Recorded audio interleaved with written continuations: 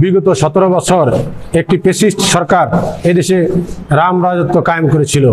5ই আগস্টের পরে মানুষ তাদেরকে হটিয়েছে।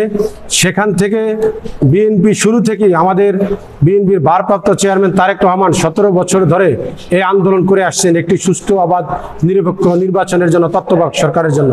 তারই এই আন্দোলনের ধারাবাহিকতায় আমাদের ভারপ্রাপ্ত চেয়ারম্যান তারেক রহমান আগামীতে সুনির্দিষ্ট একটি সুন্দর রাষ্ট্র তৈরি করার জন্য 31 দফার রাষ্ট্র কাঠামো বিনির্মাণ করেছেন।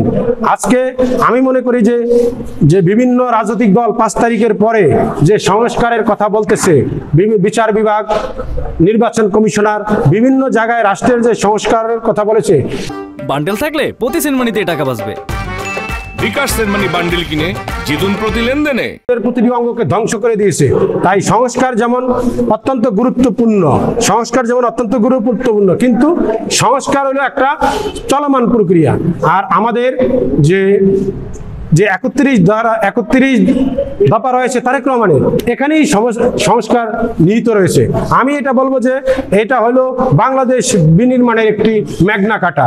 যদি আমরা তারেক রহমানের এই 31 ধারাকে ফলো করি, আমাদের যে সংস্কারের কথা বলা হয়েছে সে সংস্কারও চলবে, আর আমাদের নির্বাচনও যথাসময়ে হবে। কারণ সংস্কার এই 1 বছর নির্বাচন আটকে রেখে, 2 বছর নির্বাচন আটকে রেখে এটা কোনোদিন, এই সংস্কার কোনোদিন সঠিক সংস্কার হবে না। যারা এটা করতেছে তারা হয়তো ভিন্ন চিন্তা ভাবনা করে থেকে করতেছে বিএনপির জনপ্রিয়তায় ঈর্ষান্বিত হয়ে।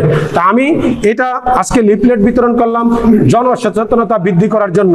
31 দফা তারেক রহমানের 31 দফাকে ঘরে ঘরে পৌঁছে দেওয়ার জন্য, প্রতিটি মানুষের হাতে হাতে পৌঁছে দেওয়ার জন্য আমার এই কার্যক্রম অব্যাহত থাকবে ইনশাল্লাহ, যাতে মানুষ আগামী দিনে মানুষ তারেক রহমানের যে চিন্তা ধারণা রাষ্ট্র সম্পর্কে, মানুষের সম্পর্কে, সেটা মানুষ উপলব্ধি করতে পারে। তিনি আমাদের নেতা, তিনি দেশ নিয়ে, সমাজ নিয়ে, বিচার বিভাগ নিয়ে, সংস্কার নিয়ে যে ভাবেন, এটার জন্য আমি আরো আমার এই কার্যক্রমকে গতিশীল করব।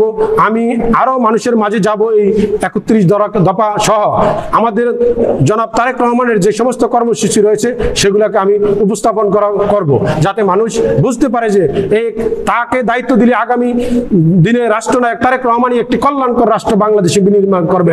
আমার বক্তব্য একটাই, টপ টু বটম, রাস্তা থেকে সংসদ পর্যন্ত আমাদের যে কোনো নেতার বিরুদ্ধে কোনো অভিযোগ আসলে আপনারা পুলিশকে জানান, আমাদেরকে জানান। আমি ব্যক্তিগতভাবে এটার পদক্ষেপ নিব। আমি ব্যক্তিগতভাবে একজন আইনজীবী, আমি বাংলাদেশের সুপ্রিম কোর্টের সর্বোচ্চ জায়গার আইনজীবী। আইনের শাসন প্রতিষ্ঠা করার জন্য, মানবাধিকার রক্ষা করার জন্য বিএনপির ভারপ্রাপ্ত চেয়ারম্যান তারেক রহমানের 31 দফা বাস্তবায়ন করে রাষ্ট্র কাঠামো শক্তিশালী করার জন্য যে পদক্ষেপ নেওয়া দরকার আমরা সেটা নিব। এই পদক্ষেপ নিতে গিয়ে যদি আমাদের দলীয় কেউ বাধা সৃষ্টি করে তাকে আমরা ছাড়বো না। আমরা সন্ত্রাসবাদ মূলৎপাটিত হবে। আর যারা এদিকে একটি কথা খেয়াল রাখতে হবে, এখন অনেক গোষ্ঠী বের হয়েছে যারা বিএনপির নেতাদের নামে সন্ত্রাসবাদী না হওয়া সত্ত্বেও অপপ্রচার করে। এই অপপ্রচারও আমাদের খেয়াল রাখতে হবে।